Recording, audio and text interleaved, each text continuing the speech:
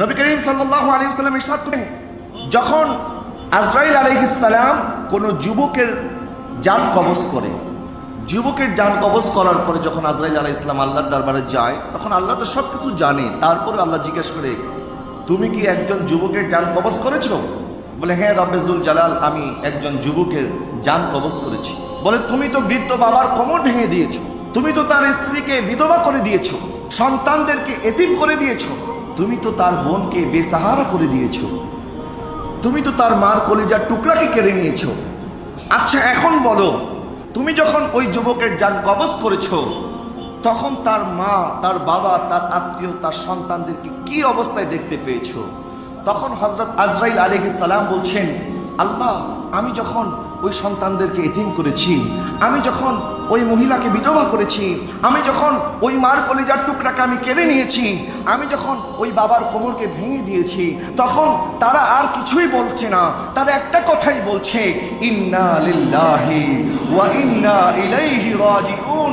আল্লাহ আমাদেরকে সৃষ্টি করেছেন, আমরা আল্লাহর দিকে প্রত্যাবর্তন করব। আল্লাহ, তারা আপনার হামদ করতেছে, তারা আপনার সিফত করতেছে।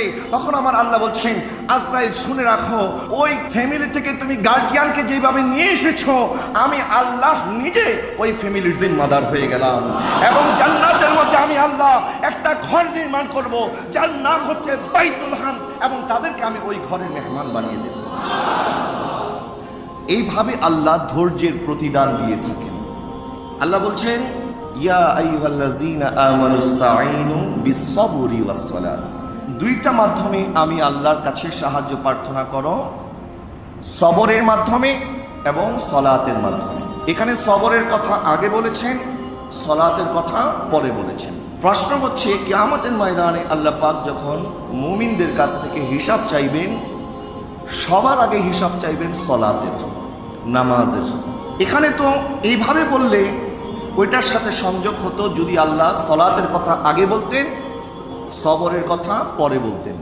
আপনি দেখবেন অনেক নামাজি আছে যে কোনো রকমে তাড়াহুড়া করে নামাজটা পড়ে তারপরে চলে যায়, যে কখন মানে ধৈর্য আর কোলাচ্ছে না, যে আস্তে আস্তে একটু সেজদা দেব, একটু সেজদা দেব, আল্লাহকে ডাকবো। ঠোকর মেরে মেরে ধান খায় না?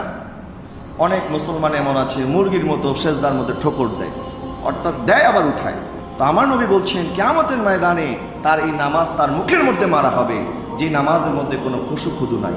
তাহলে বোঝা গেল ধৈর্য আগে লাগবে, যে আপনি নামাজটা পরিপূর্ণভাবে আল্লাহর দরবারে যেন কবুল হয়, ধৈর্য ধারণের সাথে নামাজ আদায় করবেন। অন্যান্য ইবাদতের ক্ষেত্রে আমরা এরকম দেখি, যেমন অনেকে